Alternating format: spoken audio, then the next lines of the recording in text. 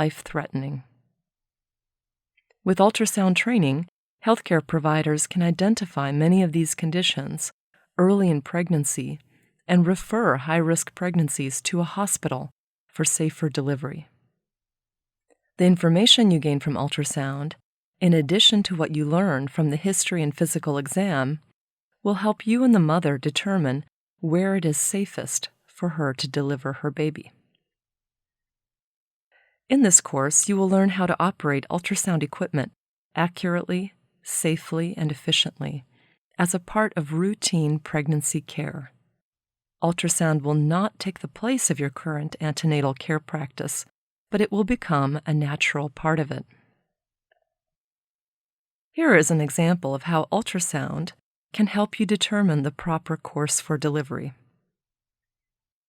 A 20-year-old woman who has had no problems in her pregnancy plans to deliver her first baby at your health center.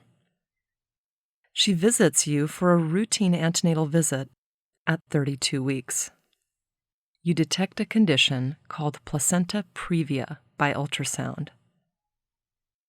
Right now, this image will not make much sense to you, but in just a few days, you will glance at this image and know exactly what it shows. This image shows a placenta previa, which is a condition in which the placenta covers the cervix.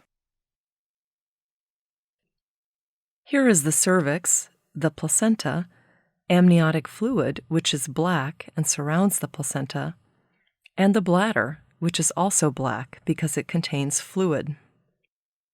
The placenta completely covers the internal opening of the cervix, called the os.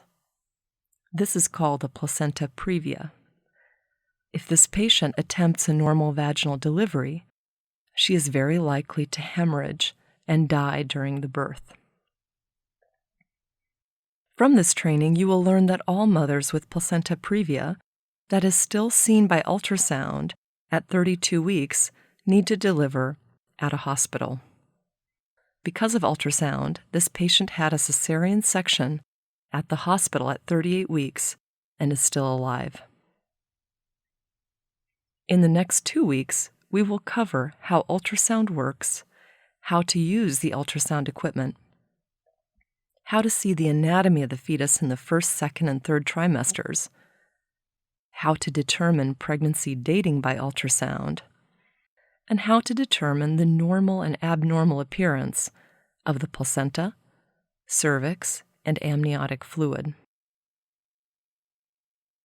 Other topics that will be reviewed include how to determine fetal position and fetal number, and how to identify complications in the pregnancy, like a breech baby, placenta previa, ectopic pregnancy, and a miscarriage. There is a particularly important ethical standard in this course and in ultrasound practice. When doing ultrasound, never reveal the baby's gender, even if the mother or other family members insist. Our practice is to tell the patient and the family before scanning that the gender will not be revealed. We will discuss this issue throughout the course.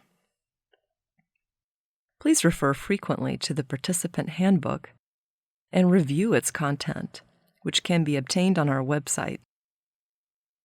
The handbook includes a daily schedule, copies of PowerPoint slides, review questions for lectures, hands-on session and notes pages, a scanning checklist, and fetal measurement charts. Each day of our training, there will be a different theme. For example, Day 4 will show different types of fluid and the placenta. On Day 5, we will discuss multiple pregnancy and fetal position. This training involves both lecture and hands-on practice. We will start with lectures in the morning, followed by hands-on scanning in the late morning and afternoon. The hands-on sessions are in gray boxes on your schedules. We'll also break for tea and lunch. Lecture time will include much more than PowerPoint slides. There will also be demonstrations, group discussions, case studies, and other exercises. You will stay very active in this course. In this course, we will emphasize the hands-on sessions where you will learn by scanning with a partner while being supervised by instructors.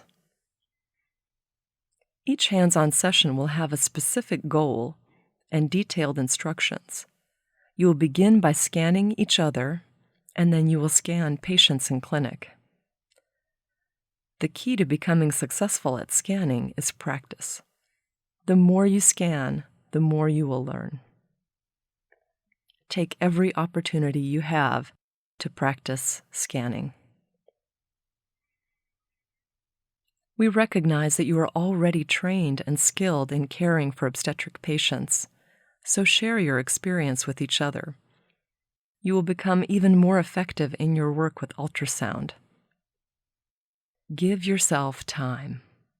Ultrasound is different from your prior training, so it may feel difficult at first. Don't allow yourself to get frustrated. With a little effort, you will quickly learn the skills that are necessary to be successful in ultrasound. The key to success is to practice. Scan as often as you can. Here are some other tips for success in this course.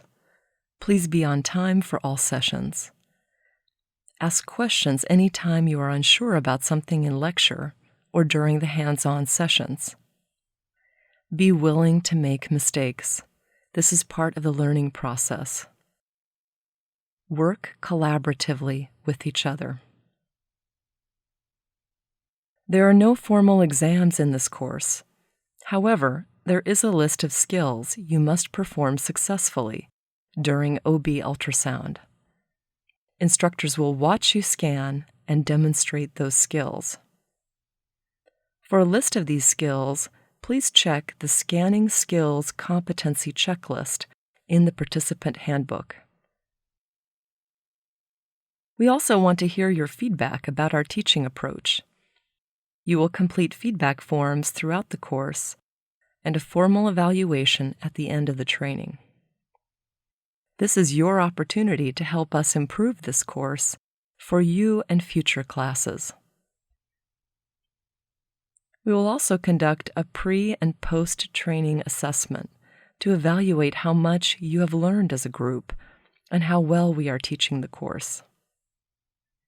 Today we will determine how much you already know about OB ultrasound with a quick written assessment. We will repeat this assessment at the end of the course and compare the group scores. Thank you for your attention and interest in learning